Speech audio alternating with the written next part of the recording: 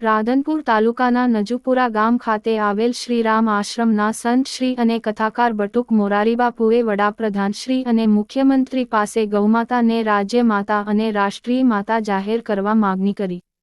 પાટણ જિલ્લાના રાધનપુર તાલુકાના નજુપુરા ગામ ખાતે આવેલ શ્રીરામ આશ્રમના સંત શ્રી અને કથાકાર બટુક મોરારીબાપુએ આપણા દેશના યશસ્વી વડાપ્રધાન પાસે ગૌમાતાને રાષ્ટ્રીય માતા જાહેર કરવા માગણી કરી। સાથે સાથે ગુજરાતના મુખ્યમંત્રી ભૂપેન્દ્રભાઈ પટેલ પાસે ગુજરાતની અંદર મહારાષ્ટ્રમાં ગૌમાતાને રાજ્યમાતાનો દરજ્જો આપવામાં આવ્યો તેવી જ રીતે ગુજરાતમાં પણ રાજ્યમાતાનો દરજ્જો આપવામાં આવે અને રાજ્યમાતા જાહેર કરવામાં આવે તેવી માગણી કરવામાં આવી। તમામ હિન્દુઓની લાગણીઓને માન આપી મહારાષ્ટ્ર સરકારે લીધેલા નિર્ણયને બટુક મોરારીબાપુએ યોગ્ય ગણાવી મહારાષ્ટ્ર સરકારને અભિનંદન પાઠવ્યા હતા। સાથે સાથે ગુજરાતની અંદર ગુજરાતના મુખ્યમંત્રી પાસે માગણી કરી હતી કે ગુજરાતની અંદર ગૌમાતાને રાજ્ય માતા જાહેર કરવામાં આવે અને વડાપ્રધાન શ્રી નરેન્દ્રભાઈ મોદી પાસે ગૌમાતાને રાષ્ટ્રીય માતા જાહેર કરવામાં આવે તેવી માગણી આજરોજ કથાકાર અને સંત શ્રી બટુક મોરારીબાપુએ કરી હતી। દરેક હિન્દુઓની લાગણીઓને માન આપી તાત્કાલિક ધોરણે રાષ્ટ્રીય માતા ગૌ માતાને જાહેર કરવા માગણી કરી હતી।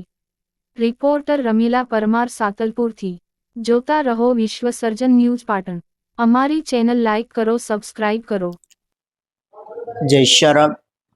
રામ સેવા આશ્રમ નજુપરા પાટણ જિલ્લો, હું બટુક મહારાજ, આપ સૌને જય શ્યારામ।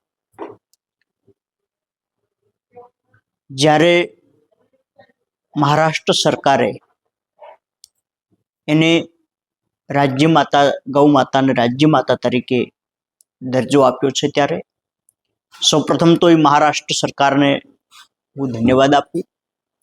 સાથે સાથે આપણા આદરણીય પ્રધાનમંત્રીજી નરેન્દ્રભાઈ મોદીજી આપણે યશસ્વી પ્રધાનમંત્રી છે, તો એમને પણ હું મારા આશ્રમ વતી એક હું સાધુ તરીકે એમને એક નમ્ર અપીલ કરું છું કે આખા રાષ્ટ્ર માતા તરીકે ગૌ માતાને જાહેર થાય એવી સૌ હિન્દુઓની પણ અભિલાષા છે આપણી પાસે, અને સૌ સંતોની પણ આ આપણા પ્રત્યે વધારે અભિલાષા રહી છે।